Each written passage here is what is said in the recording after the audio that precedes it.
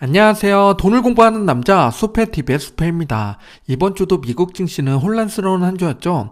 나스닥이 반등을 시도했지만 힘이 부족해서 그런지 다시 밀렸습니다. 이럴 때 중요한 건 뉴스가 아니라 돈의 방향이죠.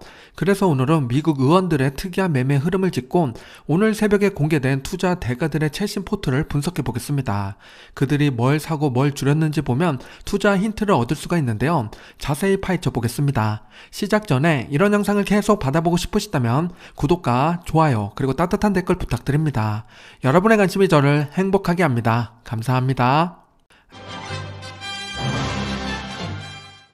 미국 4대 지수 현황을 체크해 볼게요. 다우존스는 이번 주 1.2% 하락이 나왔고요.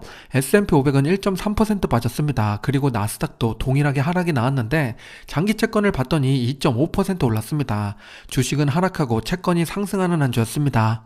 이번 주 S&P 500을 보면 지난주와 마찬가지로 가치와 성장이 갈리는 모습인데요. 빅테크를 비롯해서 성장주가 크게 하락했습니다. 하락한 이유를 살펴보면 첫 번째는 소프트웨어를 붕괴시켰던 AI발 공포가 금융시장에도 전이됐습니다. AI가 자산 관리를 넘본다고 하는데요. 찰스 수합이 7%나 급락했습니다. AI가 모든 걸 대체한다는 공포가 계속되고 있고요. 두 번째는 구글인데요. 100년 만기 채권을 발행했다는 소식이 전해지자 5.3% 하락했죠. 단기적으로 EPS가 희석되더라도 AI 투자를 공격적으로 진행하겠다는 의지를 계속 밝히고 있습니다. 마지막 세 번째는 애플이 이번 주 8%나 하락했는데요. 작년 4월 이후 처음 겪는 하락폭입니다. AI 시리 개편이 지연된다는 소식이 전해지자 힘없이 내려왔죠. 늘 한 발 늦는 애플인데 지연까지 되니까 투자자 입장에서는 불안감이 커진 상황입니다. 최근 들어 그 무거운 빅테크마저도 큰 폭의 변동성을 보이고 있는데요. 그 이유는 거래량이 급격하게 증가하고 있기 때문입니다. 현재 1일 거래량이 1조 달러를 돌파했다고 하는데요. 정말 대단하죠. 13개월 동안 일간 거래량이 150억 주라고 합니다.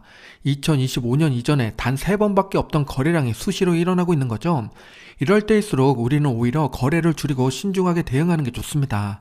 지금도 갈아타야 하나 고민하는 분들도 많으실 것 같은데요. 한 번 더 생각하고 대응하셨으면 좋겠습니다. 테마 ETF 바로미터를 보겠습니다. 왼쪽에 있는 섹터를 먼저 보면 이번 주 신고가를 경신한 섹터가 4개나 있습니다. 경기방어주, 산업재, 에너지, 소재가 있고 반대로 하락한 건 금융주인데요. 4.6% 빠졌습니다. 그리고 리츠가 차근차근 올라와서 이번 주에도 3% 올라서 최고점 대비 하락률 16% 남게 됐고요. 가치랑 성장을 함께 놓고 보면 가치주는 이번 주에도 신고가를 경신했고 대형 성장주는 2.1% 빠졌습니다. 그리고 아래 배당을 보면 VIG 기술 배당주고 SCHAD 배당 성장주죠. 두 개가 모두 같이 신고가를 경신했고 리츠인 VNQ가 1.5% 올랐습니다. 그리고 오른쪽 위에 성장을 보게 되면 AIQ 인공지능 ETF죠. 1.1% 빠졌고요. 오른쪽 아래 혁신을 보게 되면 BOTZ 로봇은 2.2% 반등했습니다. 빅테크와 고배당의 최고점 대비 하락률을 볼게요. 왼쪽에 있는 빅테크를 먼저 보면 빨간색 바가 점점 커지고 있는데요. 그럼에도 불구하고 상승하는 기업을 봤더니 테슬라가 있습니다. 10개의 기업 중에 유일하게 상승이 나왔고 애플을 봤더니 7.8% 빠져서 최고점 대비 하락률 11.4%까지 키워졌고요. 30% 이상 되는 기업은 팔란티어랑 넷플릭스가 있습니다. 그리고 오른쪽을 보면 고배당 기업들인데요. 이번 주 신고가를 경신한 기업은 엑스모빌이랑 로키드 마틴이고 리얼티인컴이 3.2%로 상승폭을 키우고 있습니다. 이번 주 상승폭이 컸던 리얼티인컴의 주가 차트를 보면 2026년 들어오면서 다른 종목이 된 것처럼 움직이고 있죠. 그동안 오래 행보했는데 멋진 모습을 보이고 있습니다. 미국 기준금리가 5.5%일 때 주가가 45달러까지 내려갔었는데요. 기준금리가 3.75까지 내려오니까 주가는 반대로 상승하고 있습니다. 시차가 있지만 결국 정상화되는 작업인 거죠. 앞으로 금리 변화를 유심히 지켜봐야겠습니다. 반대로 하락폭이 가장 큰 넷플릭스의 주가 차트를 보면 쉬지 않고 내려가고 있죠. 주봉 차트를 가지고 왔는데 아직은 멈출 기미가 보이지 않습니다. 굳이 하락하는 종목을 매수하고 고생할 필요 없겠죠. 반등해서 저점을 못 잡더라도 확실히 보고 들어가는 게 정신건강에 좋습니다. 그러니 넷플릭스 관심 있는 분들은 긴 호흡으로 접근하시기 바랍니다. 주가와 환율을 함께 놓고 볼게요. S&P 500이 이번 주 1.3% 하락이 나왔죠. 환율도 1.4% 하락이 나왔습니다. 둘 다 하락했기 때문에 우리 계좌는 더블로 마이너스인데요. 이번 주 우리 계좌는 2.7% 하락하는 한 주였습니다. 환율이 1464원에서 1444원까지 내려왔습니다. 해외 종목 매매 현황을 보겠습니다. 왼쪽에 있는 순매수 탑10을 보면 1위를 차지하고 있는 건 샌디스크입니다. 1802억 원의 순매수가 들어왔고요. 반대로 오른쪽 매도 종목을 봤더니 3위에도 샌디스크가 있습니다. 매수가 많았지만 매도도 많았다는 걸 알 수가 있죠. 그리고 매도 탑10에서 1위를 차지하고 있는 건 구글입니다. 2797억 원의 매도가 나왔습니다. 순매수 1위를 차지한 샌디스크의 주가 차트를 보면 1년 전만 해도 40달러 하던 주가가 어느새 600달러를 넘어섰습니다. 주가가 15배 이상 올랐다는 거죠. 거의 다른 기업이 된 거나 마찬가지인데요. 정말 대단합니다. 최근 고점을 찍고 조정이 나왔는데 급격히 오른 만큼 변동성이 클 수밖에 없는 위치입니다. 지지 라인이 잘 형성되는지 지켜보는 게 중요하겠습니다. 매도 1위를 차지한 구글의 차트를 보면 우상향 채널을 잘 그리며 올라가다가 현재 채널 하단을 깨고 내려왔습니다. 기술적 분석으로 보면 관망해야 되는 타이밍이죠. 이미 보유하고 있는 장기 투자자라면 홀딩하면서 시간을 두고 지켜봐야겠습니다.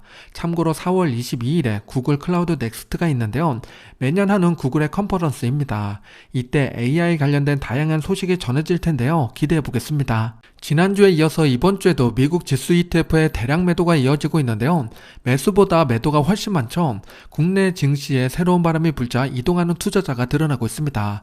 그럼에도 불구하고 무엇을 매수하고 있나 체크해보면 미국 배당 다우존스를 꾸준히 모아가는 분들이 많습니다.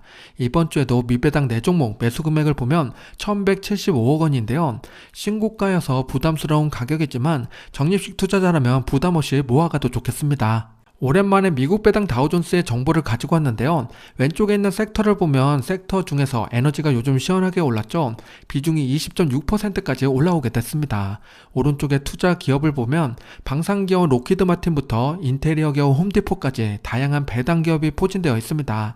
투자에 참고하시기 바랍니다. 우리 주식계좌의 중요한 이슈가 되는 이번 주 포인트 5가지를 보겠습니다. 첫 번째는 비트코인 이야기인데요.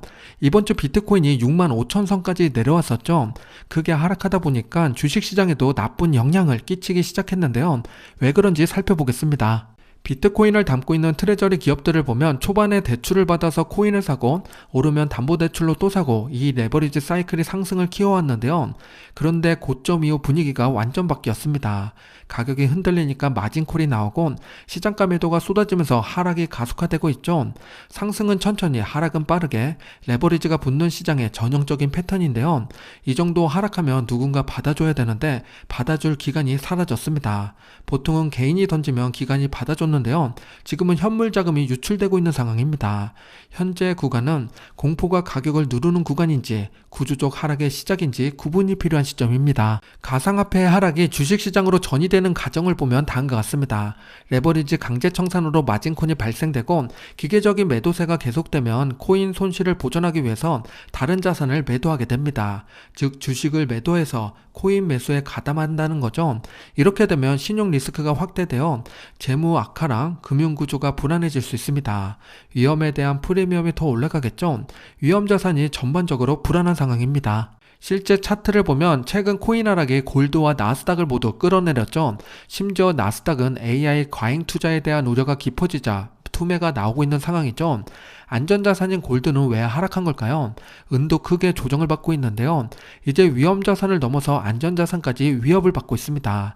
시장이 점점 균열이 가기 시작했습니다. 두 번째 이슈는 어젯밤에 나온 CPI인데요. 예상보다 낮게 나오자 시장이 바로 반등했습니다. 이 정도면 6월 금리 인하 가능성이 있다고 판단하고 있는 거죠. 금리 인하 수혜주는 어디가 될까요? 금요일 상승한 곳이 어딘지 보겠습니다. 금요일 S&P 500이 보합으로 마무리했음에도 1% 이상 상승한 섹터를 보면 다음과 같습니다. 리츠 헬스케어 유틸리티인데요. 앞에서 리얼티 인컴을 받듯이 배당주가 힘이 좋죠. 금리 인하에 대한 기대감이 한몫하고 있습니다. 헬스케어 속하는 유나이티드 헬스도 다행히 이번 주 반등을 해줬죠. 앞으로 이 추세가 계속될지 지켜보겠습니다. 세 번째 이슈는 나스닥에 대한 이야기인데요. 반등 자리에서 올라오지 못하고 매도 추세가 계속되고 있습니다. 큰 틀에서 지금 상황을 분석해 보겠습니다. 2007년부터 현재까지 포워드 PE 레시오를 보면 라지캡이 22배로 과거 어느 때보다 높은 상황이죠. 미들캡과 스몰캡은 반대로 과거에 비해서 상대적으로 낮은 수준입니다. 15에서 16배 정도 되는데요. 라지캡과의 격차가 큰 상황입니다. 조금 더 구체적으로 S&P 500 기업 중에서 빅테크 7개랑 나머지 493개를 분리해서 보겠습니다. 왼쪽에 있는 S&P 493은 PE 레시오가 20.1이고 오른쪽에 빅7은 29.2입니다. 격차가 더 벌어졌죠. 그만큼 빅테크에 대한 기대와 쏠림이 더 강해지고 있다는 거죠. 기대만큼 거품도 어느 정도 형성되어 있는 상태인데요. 그렇다 보니까 주가도 많이 오른 경향이 있습니다. 반대로 생각하면 S&P 493은 저평가됐을 가능성이 높습니다. 그래서 작년 말에 저평가 배당 기업을 선정해서 소개드린 적이 있는데요. 다행히 대부분의 기업들이 큰 상승을 보여주고 있습니다. 기업에 직접 투자하기 부담스럽다면 ETF로 접근하는 것도 좋은 방법이 됩니다. 대표적인 필수 소비재 ETF로 VDC가 있습니다. 오른쪽 투자 기업을 보면 우리가 알만한 배당 기업들이 대부분 들어있죠. 월마트, 코스트코, P&G, 알트리아 등이 있습니다. 올해는 트럼프가 미국 내수를 살리겠다고 공언했기 때문에 앞으로 더 좋아질 가능성이 높은데요. 미국 소비재에 관심 있는 분들은 참고하시기 바랍니다. VDC에 속한 기업 중에서 알트리아를 보면 작년 말에 크게 조정을 받았었죠. 주가가 55달러까지 내려갔었는데 그때 배당률이 7.6%였습니다. 지금은 주가가 67달러까지 올라오면서 6.3%까지 내려온 상태인데요. 배당주에 투자하는 분들은 배당률이 평균보다 높아졌을 때 공략해 보시기 바랍니다. 관심 있는 분들이 많으시면 저평가 배당 기업을 시리즈로 다시 한번 만들어 보겠습니다. 네 번째 이슈는 마이크로소프트 이야기인데요. 미국 FTC에서 반독점 조사를 전면 확대하겠다고 합니다. 핵심은 클라우드와 AI인데요. 오픈 AI와 협력 구조, 기업용 클라우드 지배력, 경쟁 제한 여부가 쟁점이 되겠습니다. 빅테크 규제 리스크가 다시 부각되기 시작했죠. 이제부터 정책 변수도 유심히 지켜봐야겠습니다. 마소의 주가 차트를 보면 아쉽게도 크게 하락한 상태죠. 실적 발표로 주가가 빠졌는데 이번 주 반등을 못하게 반독점 이슈가 누르고 있습니다. 다행히 거래량에 실린 게 아니어서 조금 더 지켜보면 방향이 잡힐 것 같은데요. 관심 종목에 넣고 두고 봐야겠습니다. 마지막 다섯 번째 이슈는 10년물 금리에 대한 이야기인데요. 그동안 잠잠했던 금리가 움직이기 시작했습니다. 이게 무슨 일인지 자세히 볼게요. 한 주 동안의 나스닥과 장기 채권의 움직임을 보면 다음과 같습니다. 최고점과 저점을 체크하면 나스닥이 2.5% 하락하는 동안에 장기 채권은 3.1% 올랐습니다. 오랜만에 둘이 정반대로 움직였죠. 그것도 꽤 큰 변동성으로 확실히 보여주고 있습니다. 드디어 채권이 해지 자산으로 역할을 하기 시작한 건데요. 실은 얼마 전부터 반대로 움직임이 포착되고 있는데 이번엔 정확히 작동됐습니다. 현재 장기 채권의 주가 차트를 보면 이번 주 3% 올랐지만 여전히 크게 하락한 상태죠. 150달러 넘던 주가가 현재 80달러대에 머물러 있습니다. 혹시라도 AI 버블로 주가가 조정받을 거라고 생각하신다면 TLT로 반대로 움직이는 자산을 갖고 있는 것도 방법이 되겠죠. 자산 배분 차원에서 가져가는 것도 좋은 선택이 됩니다. 현재 배당률이 4.35%니까 단기채보다도 높죠. 투자에 참고해 보시기 바랍니다. 추가로 재미난 칼럼이 있어서 하나 가지고 왔습니다. 미국 의회 의원들의 주식거래 수익률을 분석한 내용인데요. 신기하게도 주요 보직을 맡은 상위 의원들의 수익률이 현저하게 좋다고 합니다. 더 재미난 것은 보직을 맡기 전과 후 수익률을 비교해보면 다르다고 하는데요. 즉 지도부 의원들은 거래는 내부 거래와 비슷할 정도로 효과를 발휘한다고 합니다. 여기서 투자 아이디어가 생각나서 바로 분석해봤습니다. 현재 미국 상원과 하원의 지도부를 추려보면 다음과 같습니다. 왼쪽은 상원, 오른쪽은 하원인데요.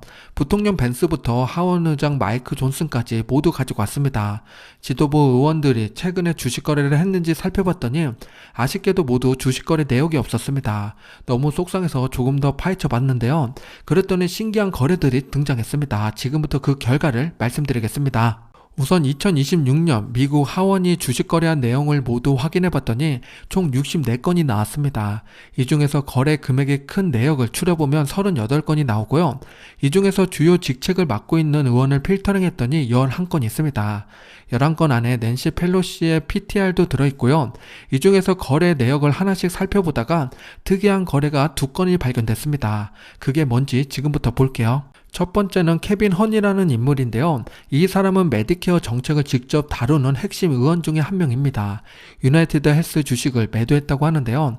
금액을 봤더니 25만에서 50만 달러로 상당히 큰 금액이죠. 정책 변화를 미리 알고 대응한 걸까요? 합리적인 의심이 들 수밖에 없는 순간입니다. 두 번째는 길버트 시스네로스 의원인데요. 군사위원회 소속인데 대량 매수가 포착됐습니다. 내용을 봤더니 수익 채권이었고요. 낸시 펠로시는 배당주를 매수했는데 이분은 채권을 매수했습니다. 올해 초부터 하원에서는 많은 거래가 있었는데요. 64건의 공시 속에서 어떤 종목들을 사고 팔았는지, 중복되는 기업들은 무엇인지 분석해 봤는데요. 매도가 10건 이상 되는 기업은 하나가 있습니다. 3M이었고요. 그 다음으로 10건 이하로 AOD, APD, CVX, UPS 등이 있었습니다. 산업, 에너지, 올드, 블루칩을 매도를 많이 했고요. 반대로 중복된 매수가 많았던 종목을 봤더니 금융과 인프라 기업들이 많았습니다. AB는 낸시 펠로시가 매수한 기업이었는데 다른 의원들도 매수했었습니다. 블랙록도 매수 종목에 포함되니까 참고하시기 바랍니다. 다음으로 상원 의원들을 보겠습니다. 여기는 상대적으로 거래가 적었는데요. 총 24건이 있었습니다. 다중거래가 있어서 의원 수로 추려보면 17명이 거래를 했고요. 이 중에서 소속위원회에 속하는 인물은 10명 있습니다. 하나씩 보면서 특이한 거래가 있나 봤더니 딱 한 건이 있었는데요. 그게 뭔지 바로 뒤에서 보겠습니다. 멀린 의원은 군사위원회에 속하는 인물인데요. 총 3건의 PTR을 공시하고 상당히 많은 거래가 있었습니다. 2월 4일에 올라온 PTR 내용을 보면 에너지 산업 원자재를 매수한 내역이 포착되고 있습니다. 그것도 중복적으로 매수를 했는데요. 무언가 알고 매수한 걸까요? 뒤에 보이는 기업들에 관심 가져보시기 바랍니다. 상원의원 거래에서 중복되는 거래가 많은 기업을 보겠습니다. 매도 종목을 보면 버크셔, 골드만삭스, 스타벅스 등이 있고요.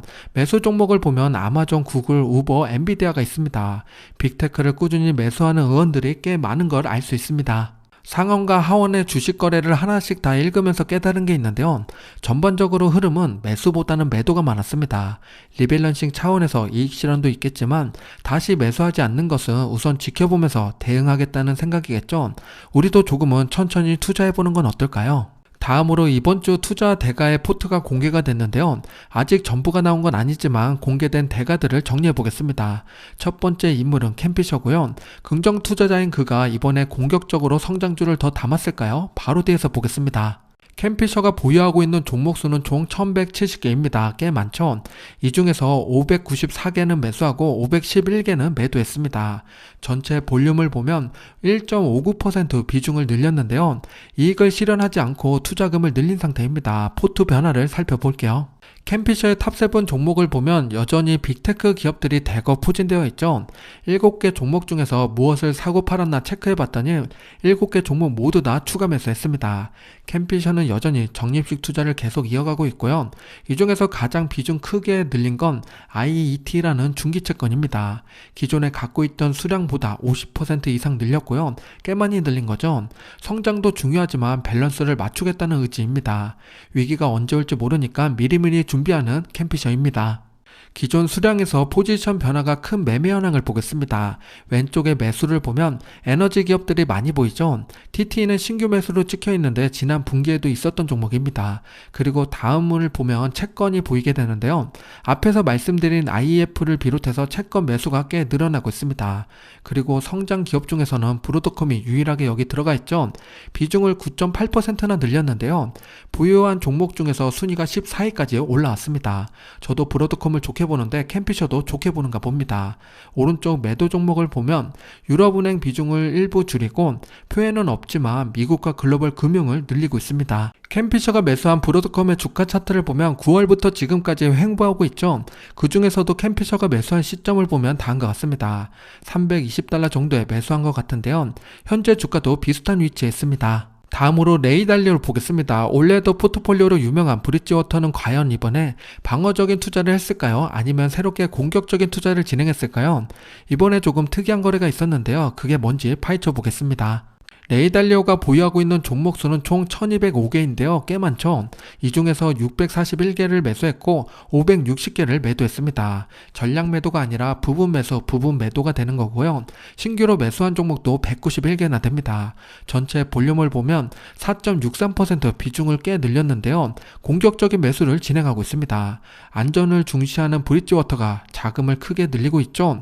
도대체 어디에 확신이 생겨서 매수하게 된 걸까요? 바로 확인해 보겠습니다. 레이달리오의 탑7을 보면 ETF가 메인이죠. SPY와 VO가 압도적으로 많습니다. 둘이 S&P 500 지수를 추종하는 ETF인데요. 두 개만 합해도 21.5%로 S&P 500에 많은 비중을 싣고 있습니다. 이번에 추가 매수한 종목이 무엇인가 봤더니 SPY, IVV, 엔비디아입니다. 나머지 4개 종목은 일부 차익 실현을 했고요. 재미난 것은 SPY는 원래 탑7에 없던 종목인데요.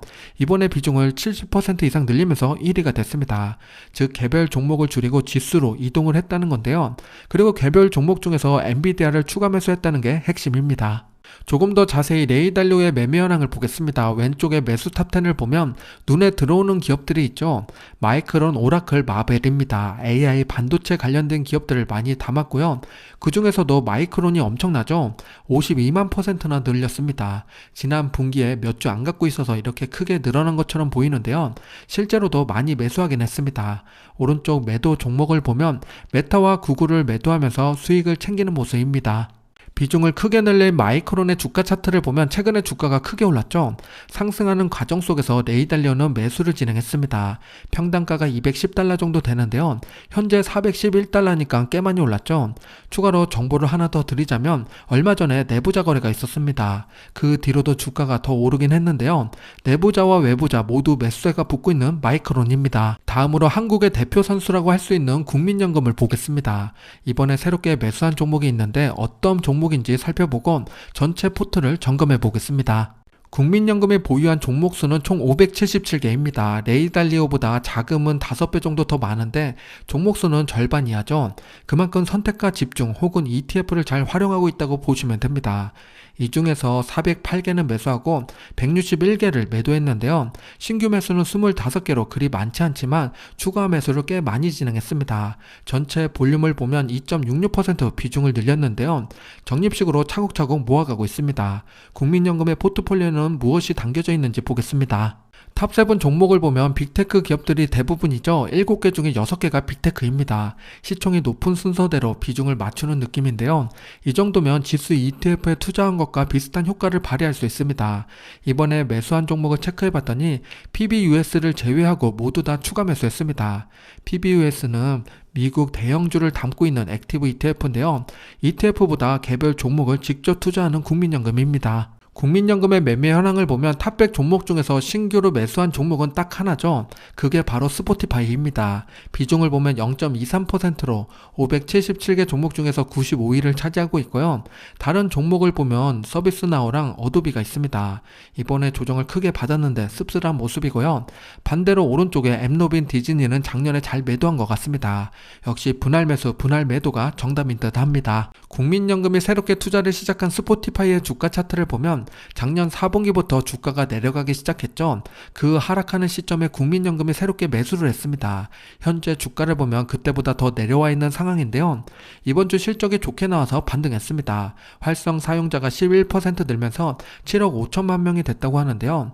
이 기세로 턴어라운드 하게 될지 기대해 보겠습니다. 돌아오는 월요일은 미국이 휴장이라서 쉬어가고요. 화요일 저녁에 아직 발표되지 않는 투자 대가입 포트가 공개됩니다. 드러켄 밀러, 피터 틸, 워런 버핏이 무엇을 사고 팔았는지 알 수 있게 되는데요. 나오면 즉시 분석해서 수요일 저녁에 공유드리겠습니다. 구독과 알람 설정 해놓으시면 빠르게 받아보실 수 있고요. 설날에는 쉬어가고 다음날 뵙겠습니다. 다음 주 배당 기업을 보겠습니다. 2월 16일부터 27일까지인데요. 쉐브론, 허쉬, 마소, 존슨앤존슨, S&P 글로벌이 있으니까 배당 투자자분들은 참고하시기 바랍니다. 다음 주 주요 일정을 보면 실적 발표하는 기업들이 몇 개 남았는데요. 대표적인 회사로는 팔로알토, 옥시덴탈, 월마트, 오픈도어 등이 있습니다.